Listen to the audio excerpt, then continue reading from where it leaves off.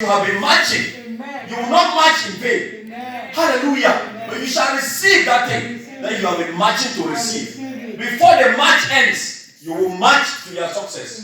Before the march ends, you will march to your winning place. Amen. Before the march ends, you will march to your victory. Amen. Hallelujah. Jesus is good. Jesus is great. He can never be low. He can never be medium. He can never be mediocre. He is always the highest. Amen. He is always the highest. Hallelujah. Let us bow down our heads for a short minute of prayer. Father, in the name of Jesus Christ, we want to thank you this wonderful afternoon again.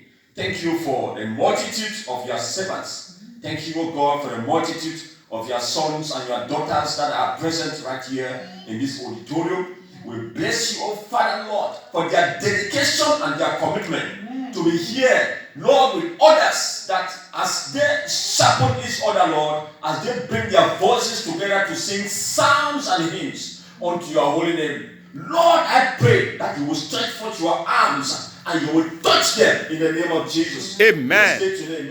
May they not live here the same. I pray, oh God, that the words that they are going to receive, the word that is going to be released into their spirit, Father, Lord, the enemy will not be able to steal them. Amen. Because they will hide them, Lord, in the secret place of their hearts. In the mighty name of our Lord Jesus Christ. Amen. I pray, oh Father, Lord, for strength, and I pray for boldness, that they will look unto the enemy eyeball to eyeball, and they will say, get thee behind me. Amen.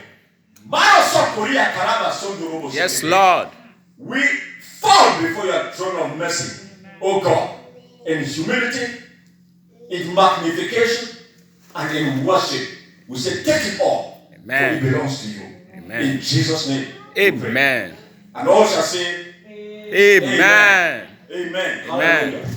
God is good. All the time. Oh, Jesus, we are here today to rock the word, and the enemy will be ashamed today. We will put him again to flight because we are too hot. We are too hot for the enemy to near us. We are too hot for the enemy to dwell even amongst us. Hallelujah. When you shout amen, that is going to drive the flies. Amen. Shout amen that cannot kill mosquitoes. Amen. Hallelujah. Amen. Amen. You know, this year, it is a year that we have. The Lord speaks to us and says, this year is a year of greater works. Amen. He says that the work that Jesus Christ did, you and me, that is what he's saying. We are able to do that work too. And he says that greater works shall we even do because he goes to the Father. So we have taken that word, we hold on to that word, and we are running with that word. Amen. Amen. So anything that we build, anything that we are learning, anything that we are doing it so that we are going to increase in that word. So we will be able to put our place on a vantage position where we can say, oh, we are strong enough. If winds and waves, storms, waters, floods, they come from all corners, we will stand still. Amen. We will stand still and we will be able to pursue the assignment, to pursue the works that Jesus Christ has left upon us, and we shall not fail. Say, I will not fail. I will not fail. Say, I will not fail. I will not fail. Hallelujah. You will not fail in the name of Jesus. Amen. Because you are more than a conqueror. Amen. Amen. You are more than a conqueror. You are the head and not the tail. Oh God, you fight on a vantage position, a position of victory. The Bible says that we fight a good fight of faith. We fight in happiness. We fight in darkness. Because we know before we start the battle, that the victory has been guaranteed already. The Lord goes ahead of us to fight our battle for us. And if the Lord be for you, hallelujah, no one can be against you. Amen. Amen. No one can withstand the Lord. In the name of Jesus Christ. Amen. Amen. Amen. So today we are going to continue to look at assessing the secrets of God. As we started last week, we looked at the secrets of God, that only God has this secret, and it doesn't release this secret to anybody. You can't tell what it is, but he himself, he knows that this one, we said this last week, he can't release this kind of secret to anybody, because sometimes they are secrets that when he releases to us, he will kill us. I gave you some examples of secrets that if he releases to us, we will die. And he doesn't want us to die. He created us with an assignment that we must do something on this earth. That there are some indelible fingerprints and footprints that we must leave on this world before we exit. And if it is not time, the Lord will not release those secrets to kill you because he is not a fool. But there are also secrets that he has released. And we saw that there are secrets that when we talk about God, remember that unbelievers, they also speak about God. Those devils, they also have their own God. In fact, Satan is the God of the devil. And of demons, Satan is their God. Amen. And so when they speak of God, they also speak that their own gods have a secret that they also release to them. Of course, we saw some of the secrets that the devil also releases to people's heart. We saw people going to shrines, people who are throwing beads, and they want to see their future by force. Those who they move around. Some say, show me your palms. I'm going to tell you what is going to happen tomorrow. Some say, bring your clothes. Some say, sell your father, sell your mother, so that you will be a great person. Or you will be knowing what has happened to you. You will know tomorrow and you can conjure things. Those are the secrets revealed by the gods of darkness. Those of the devil. His name is Satan. Satan does things only in the night. He doesn't do things in the day. That is the reason why the Bible entreats us that if you go through certain things, expose the enemy. How do you expose the enemy? By throwing light into that place that he is. He doesn't want to see light at all. The moment you throw light in the place, you know that devil has escaped. He disappears. But as long as, in as much as we continue to hide the enemy, keep the enemy in darkness, he will continue to operate in that vicinity. Whichever area he is operating in, if you don't throw light there, that enemy will continue to operate there. Remember, dear brethren, family, we are children of light. Amen. The Bible says that you and me, we are light upon the face of this earth. We are also salt that will preserve this earth. And if you are a light, you don't shine your light. It means the bulb is dead. The light is dead. It's better you reignite it. If the battery is dead, look for new batteries. Or if the cable is cut, please look for new cables and attach it and tie it again. What am I saying? Am I talking about physical batteries that we go to the shop and buy? No. Am I talking about the cables that you can go to the shop and buy and connect in your house? No. I am talking about the bearing and the connection, the wave to the Holy Spirit. We need to retune ourselves. Amen? Is the word in you? Is the word in you? Has the word been released? Or is it being slack in your spirit? That is what we are talking about. You have to renew it. And how do you renew it? There are many ways you can renew those things. All of us, you and me, we know. Go to your Bible. You read your Bible. Ask questions. Pray. Meditate. Make positive spiritual declarations. Unto yourself. Speak to yourself. It's not a sin to speak to yourself. Even on the street. Nowadays, it was so many when people speak to themselves, they say, hey, that man, something has loosened in the head. Or that man is crazy, that woman is crazy. In those days. But today, people, they speak, and everybody knows that the person is speaking to somebody. Because they hide telephone in their pocket, and they have something that they pin on their chest. It is a microphone. And something on their ear. And they are talking and waving their hands in the air. Like you will be talking to your friends. So what about you? Why can you not talk to the Holy Spirit also like that? Are you afraid? No, don't be afraid. The Holy Spirit's ears are open for everybody to speak. Speak to Him as you cook. Speak to Him before you sleep. Speak to Him while you work. Speak to Him while you are on the street. And to revive yourself. Revive yourself. Charge yourself all the time with the Holy Spirit. Charge! So that He can be expressed the more. Reveal. The things in this life, they are wide. The moment we move all around, our tank it wears out easily. It is being consumed easily by things that comes into our own spirit or into our soul through the various gates that we do have. the eye gate, the ear gate, the mouth gate, and everything. All kinds of gates that we have. As long as we keep them exposed to those things, they are going to be coming in. But today, I said that we are going to cancel all those things. We will close all those gates. Amen. Because those information that comes in, they come in only to weaken our spirit. They come in not to energize us, but they come in to take away. We don't want any take away. We want an addition. Amen? Amen. Say, I want an addition in my life. I want an addition in my life. Say it, I want an addition in my life. I want an addition in Spiritual my life. addition. Spiritual addition. Hallelujah. Amen. Today we are going to look at God's revealed secrets to you and to me. God's revealed secrets to you. To you. I'm talking this one that He reveals to believers. Not to the unbeliever, not to a carnal man, but the one that He reveals to His own children. Amen. Amen. There are things that are revealed to us. And when they are revealed to us, we must act on them. If things are revealed, anything that is revealed to you, you don't act on it. It doesn't matter whether you study something. It is something that has been revealed to you. If you know how to fix a bulb, it's been revealed to you that you know how to fix a bulb and the bulb can light. Because there are many people, they don't know how to fix, how to even put the bulb up there. But if you know how to fix it, then it has been, the secret has been revealed to you. Whatever is revealed to you is the secret. But we are talking about what? We are talking about spiritual secrets that come from God.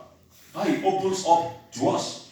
And we know what He means, what is in His heart, because He reveals to us. And He does this through principles and priorities. He has released a lot of principles in His words. He has released a lot of priorities in His word. Now, when we talk about principles, there are things, they are things that work. They work everywhere. If it is a principle, it means that it is okay here. And if in Africa, it is okay. I'll give you an example. We talk about the principle of gravity. Gravity means that anything you throw up, it will come down. The plane will fly up there. Somebody will ask me, why is it not coming down? Just wait for a couple of hours. You will see the plane on the floor. What about the birds? The birds cannot fly up there forever. When they die up there, they will come down. And yet, even if they are still alive, they cannot eat. There's nothing up there that they can eat. They will come down to come and eat. So that is a principle. Principles are things that you can do everywhere. The principle of sowing and reaping. It is here in Europe, in Germany, as we speak. You go to Africa, you will see. You go to America, you will see. You go to Australia, you will see. You go to Asia, you will see. It's the same everywhere. Those are principles. You take oxygen here, you breathe in, you breathe out. You go to everywhere, every continent, every country. It's the same thing. Here, the birds, they fly in the air. Everywhere, they fly in the air. Here, the fishes, they swim in the sea and in rivers. You go everywhere, you cannot see fish on the street walking. Or you see a fish in the air flying. No. All of them, you go anywhere, you see fish only in the water. That is where they survive. That is their own atmosphere. So those are principles for you. What are priorities? Priorities is first thing first and last thing last. The most important thing, you put it first. That is why the Bible says in Matthew 6:33, it says, seek ye first the kingdom of God and His righteousness. Hallelujah. Somebody begin to ask, why is God saying that we should seek first the kingdom of God and His righteousness? And He says every other thing shall be added unto us. No, we will not seek first the kingdom of God. We will first of all seek all we will seek all other things first. Then at the end, we'll give the rest. Well, yeah, because this is not when it comes to God, God first. It's God first. But we have come to a place where we give God the last. We say, oh no, we have our things that we have to do. We will have to do the thing, and then if it's Sunday, we put some program. If the program does not come, okay, good and fine. But if the program comes, we will not say no, because we know at this point, this bracket time, it is a time that we need to contact the Spirit. It's a time that we need to worship our God. It's a time that we need to meet other brethren. We will not accept anything to tamper with that time. But we'll still take the thing and say, no, God, You wait first. We'll put him in the deep freezer. Say, you wait. Let me finish my first thing. And the first thing is what? We chase the shadow. Chase money, chase whatever it is, and give God. It is understandable that we have to work. The Bible says that a lazy man does not eat. A minute, but the lazy man who is not working should not eat. That's what it says. Does it mean that if we seek God first, we are lazy people? I'm seeking God first. Am I a lazy man? I'm not a lazy man. I work, and the Lord, thank God, by His grace, He has given me everything that it takes for me. When I work for it, I get it. And when I put my eye on it, I get it. He gives me, He favors me and does everything that He makes sure that I get to that place. Sometimes in some situations I'm not even qualified. But He puts me there because He knows the purpose. So the Bible says that if we seek first thing first, if we seek the kingdom of God and His righteousness first, all other things shall be added unto us. These are priorities. These are secrets that the Lord releases to us. That is what we have to do. The reason why we need to seek His kingdom first, because He is the one who has everything. I was telling my precious children the other day that this precious person went to the shop with some 4 children, young girls. They say they want some important and rich things. They want to wear some bangles, they want to wear some chains, and so on and so forth. Took them to some very expensive shop. You choose what you want to choose. They choose. All of them, 3 of them, they choose. Then the last one, the man said, okay, you choose your own. He says, no, I'm not choosing anything. I don't see anything here that is important. He says that the man said, I bet choose. Now, anything you want to choose, I'll pay. I know they're expensive, but I will still pay. He says, no. He says, why? He said, I don't want all these other things. I want the man who owns the shop. Is that not wise? He's a wise girl. This girl is wise. He wants that man who owns the shop. So do we want God who owns all these things that we are running around on? Now, compare that girl with the last one, the other 3 with the last one. Who is rich? The last one. If she gets that man, the man owns the shop. So, whatever they are taking from there that is been bought for them, it's just like peanut butter. It's just some scratch on the thing. If he gets the man, then the whole thing is her own. He owns everything. It's the same thing.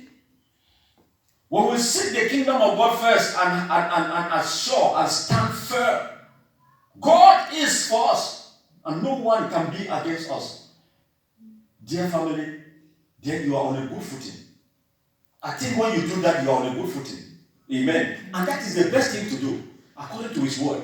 The Bible does not lie. God Himself does not lie.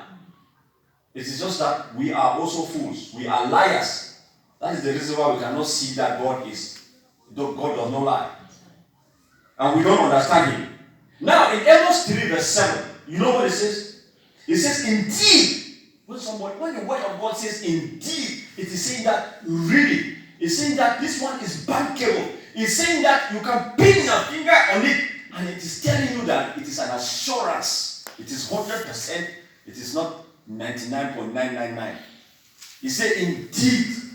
Say indeed. Indeed. Say indeed. Indeed. He said indeed, the sovereign Lord never does anything until He reveals His plans to His servants, the prophet. Wow. The sovereign Lord. You know, when something is, anything that is sovereign, most of the times there are people that are sovereign. There is no sovereign man. It is only a sovereign Lord. It's only a sovereign Lord. Sovereignty belongs to Him. When you talk about sovereignty, it means that He is the highest, that every other thing is under Him. And He has the ability to do anything at any time. He has all that it takes to also do those things. Are you getting something? He has everything that it takes to do that thing that He wants to do. He says the sovereign Lord, indeed the sovereign Lord, never does anything. He never. The Bible says that He never It means that it doesn't mean that he's going to do it today, then tomorrow he doesn't do it. Or he will do it 364 days and 360, the 365th day, he will not do it. But he says that he will never. It means that all the time, this is what he does. He does not do anything. He does nothing until he reveals his plans to his servant, the prophet. It means that anything that God wants to do, he reveals the plan to his people. He reveals his plan to his people. It means that whatever, God will not do anything without revealing his plans to his people. Now, let me put it in a way that you understand. It means that God does not do anything without revealing the secrets to his people.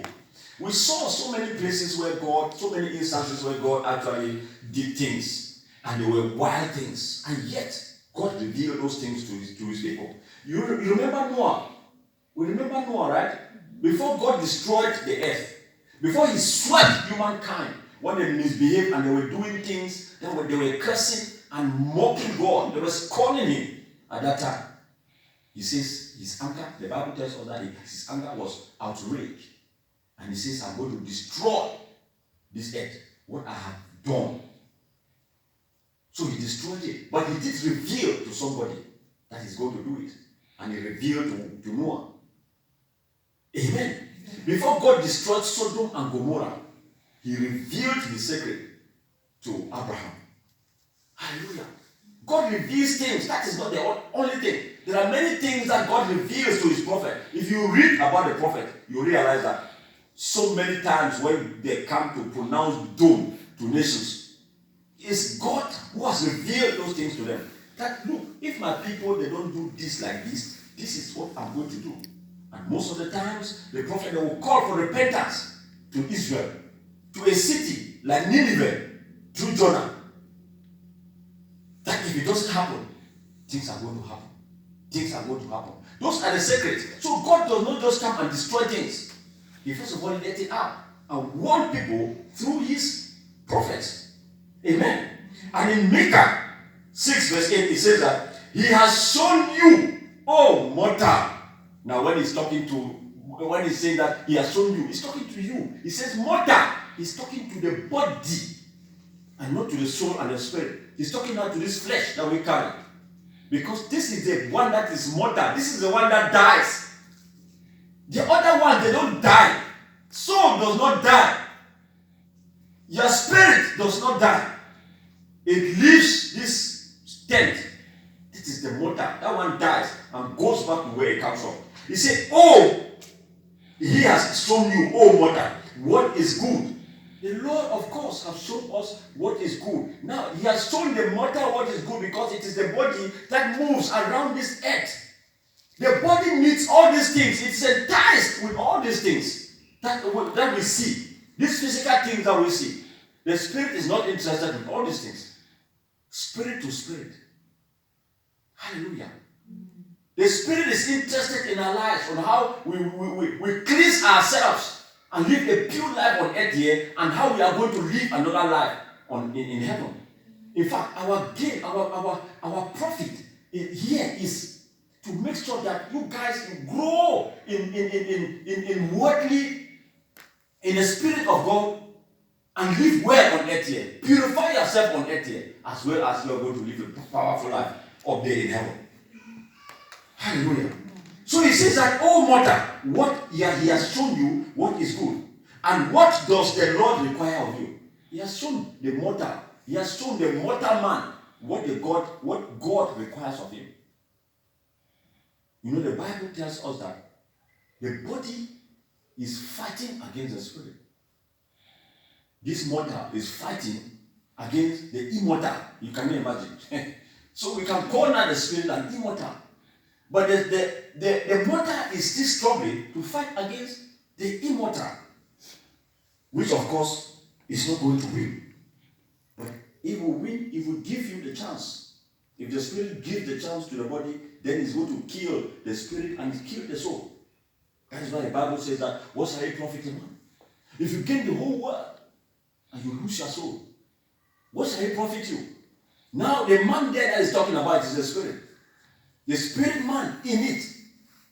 What shall it profit you? It will profit you nothing. Mama was saying that when you bound things here, you pile things here in barns and heap upon heap, and you have no account in heaven. You go and live as a poor person. You will go to heaven, that is true. But remember, there are crowns and there are rewards that God gives according to what you have done. Just entering heaven or surrendering your life and repenting, that is not all about Christianity. That's not all about Christian life. It's more to that. It's more to that. Hallelujah. Christian life is just like entering into. When you enter, what do? You begin to work. Amen. So you say, oh mortal, what is good? He has shown us what is good. And what does the Lord requires of you? He has shown us. To act justly. Now he begins to relate it. To act what? To act justly. That is one of the things. That is one of the key. To act justly. He has revealed to us that we should not act unjustly. We should not bend and adulterate the scale. Nowadays, many people, they sell things in the shop.